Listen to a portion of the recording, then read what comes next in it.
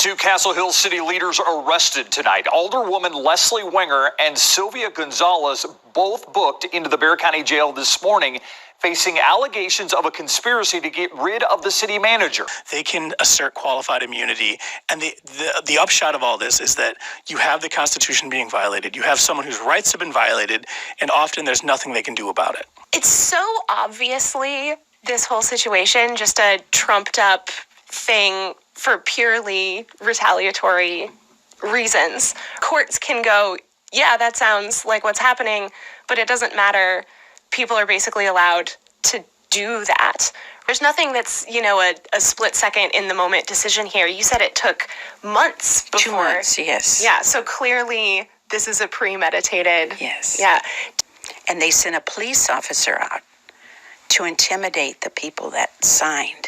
When we talk about government officials arresting individuals who are opposing them politically or threatening their power, you would think that that is some third world country where rampant corruption is all over the place, or possibly in Russia or China.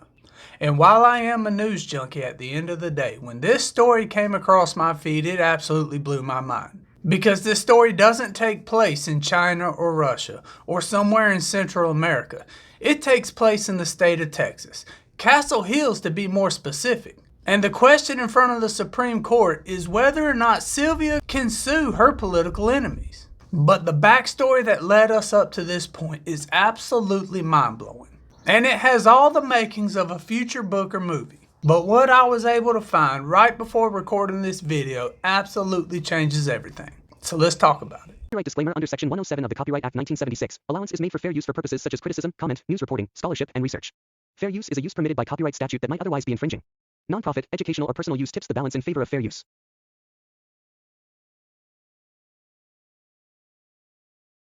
Welcome to The Point, YouTube's last legitimate open discussion channel where I strongly encourage you to disagree before my political enemies come and arrest me. Now, on the surface of this story, Sylvia seems like a wholesome American mother.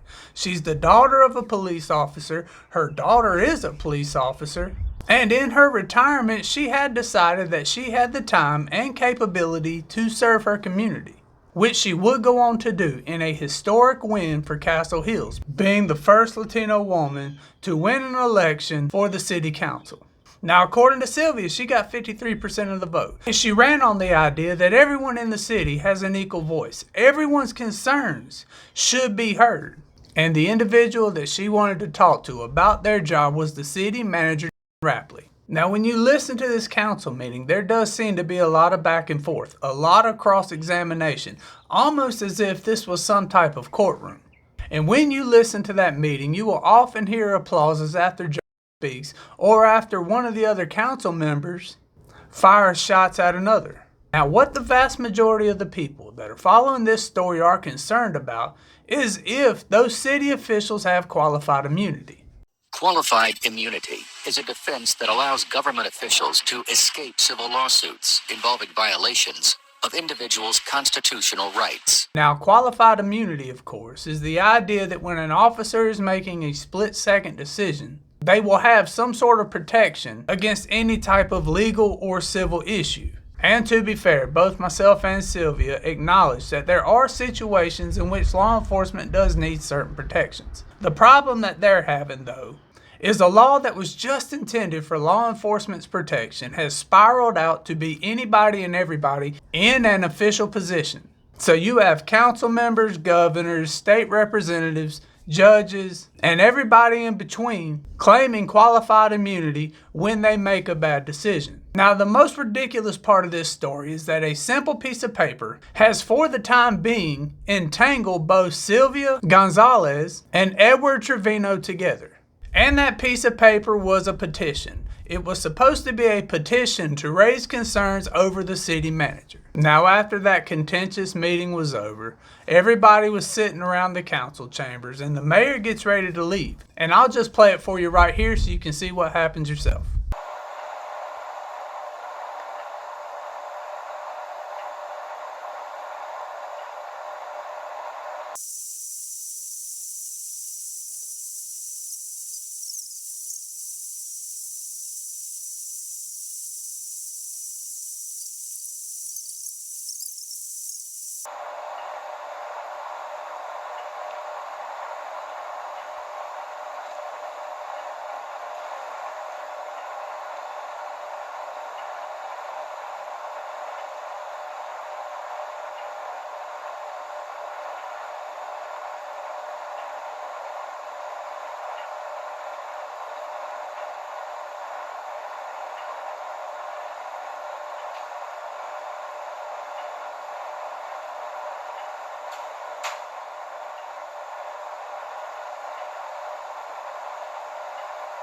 Now, when you see the mayor leave, he comes back and you can see him bending over to look inside Sylvia's notebook. And then he goes on to wave an officer over there and directs that officer to go get Sylvia and bring her back to her chair so she can retrieve that petition. Now, according to reports, he asks Sylvia, hey, have you seen this petition? And she informs him that she turned it in the day before, so he should have it. But it isn't apparently in his possession. And he asks her if she happens to have it within her documents, and you can see her going through her documents where she finds it. And also, according to reports, he makes a statement that you must have put it there by mistake. And at this point, Sylvia goes on about her life because she isn't thinking anything of it. Now, in the background, while Sylvia thinks everything's okay, the Castle Hills Police Department does launch an investigation on her, and they place an officer on this case to see if they can find any wrongdoing with her. Ultimately, after a month, the police officer goes back to the chief of police and says, hey, there's no wrongdoing here. She hasn't broken the law in any way, shape, or form. But according to Sylvia, the chief of police, under the instruction of the mayor, now hires a private attorney who has no police experience whatsoever to be a special investigator in this case. And after another month, so 2 months since this initial incident happened, they would file charges on her. But this special investigator would not take this to the district attorney, he would take this straight to a judge. Now, according to court documents, Sylvia is being charged with hiding government documents. The same charges you would see with any other political official who takes certain documents home. They go on to claim that Sylvia was worried that they would find out that some of her signatures were not necessarily legal, because they make the claim that Sylvia had people sign this petition under false pretenses. They also make the claim that Sylvia lied to individuals about the city manager and used those lies to gather additional signatures. And they try to add validity to both these claims, making the statement that from the moment Sylvia decided to run for that council position, she has specifically targeted the city manager and had a problem with the city manager. But Sylvia explains it a different way, and I'll just play it for you right here. I decided to give back to my community. And I noticed that people that were connected with the city officials got preferential treatment. And regular people like me, we could wait forever. So I decided I would get involved and help the other residents and myself to make things fair and to get people to respond to our requests. I really wanted to get involved and make some changes and help people. Like, the petition was set up to fix our streets, and a lot of people wanted the previous city manager, Diane File, to be the city manager again, because she was responsive, she was smart, she did contracts, she did everything very well. And while the police at Castle Hills has said this was just a routine investigation to find out if signatures are valid or not, Sylvia makes this statement right here. And when they saw that the district attorney said I did nothing criminal, they were not going to prosecute, then they said that I forged all the names on the petition. And they sent a police officer out to intimidate the people that signed. And they were scared to death. They thought, oh my God, they're here to arrest me. I'm going to jail like Sylvia. Just for signing a petition. But what determines that she was being targeted? What has made her so fixated on the idea that people within certain positions of power at her city are targeting her specifically? Well, besides the fact that she was arrested for this would not be the first attempt that certain people within that city would try to remove her from that seat. More specifically, about 30 days after she was elected, she would be informed by the city attorney that she wasn't properly sworn in, that the chief of police, John Siemens, wasn't actually a notary, so he had no authority to do so. And she makes a counter argument to that statement by saying that the previous sheriff had already sworn in a couple of people and they were able to do both of their 2 years with no issues whatsoever. Ultimately, she would go to court where a judge would determine that nobody within that city had the authority to remove her from that position. And after the powers that be fell in that attempt, then around 6 members of that community all filed a lawsuit against her, claiming that she was unfit or incompetent or something to that effect, and that she did not need to be within that seat and she should be removed immediately. Now at this particular point, given the fact that she's already been in front of a judge, and she's now dealing with a lawsuit, she tries to find a way to get out of this situation. And those 6 members would say that they would be willing to drop this lawsuit if Sylvia would make a vow to not run for any type of political position again, and also she would need to face those charges about her allegedly trying to steal this petition. Now ultimately it would be determined that those charges would be dropped, and after those charges are dropped, Sylvia decides to sue the mayor, the former sheriff, and that special detective, because she's saying her First Amendment rights were violated.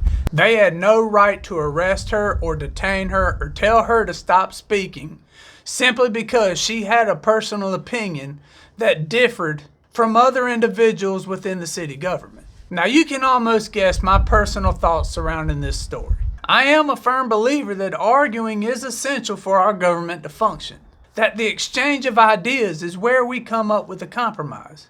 And I absolutely, under no certain terms and conditions, believe that anybody should be detained for having a personal opinion. Now, I can't remember if it was Justice Kavanaugh or Justice Roberts who made the statement that what makes this case different from anybody else who would have taken classified documents home. And if that's what happened, I would firmly agree with them. But the reality of the situation is she didn't take anything home. You can see from the camera footage yourself that that document never left that desk. It never left those 4 walls within that council chamber. So how on earth could she have taken these documents home? Not to mention that these charges were also dropped. Now, if she was targeted or not will have to be determined after the Supreme Court has made their decision. On the surface of it, with most articles, it does appear as if she was being targeted. But I did stumble across an interesting article around the time of this incident that does sort of paint a different picture. Yes, Randy, these were also the same 3 council members behind a controversial vote set to take effect tonight that moves public comment from the beginning of meetings to the very end, after the votes are cast. Councilmember Gonzalez, absent. Councilmember Wenger, absent. Okay, we'll be canceling the meeting. This is not representative government at all.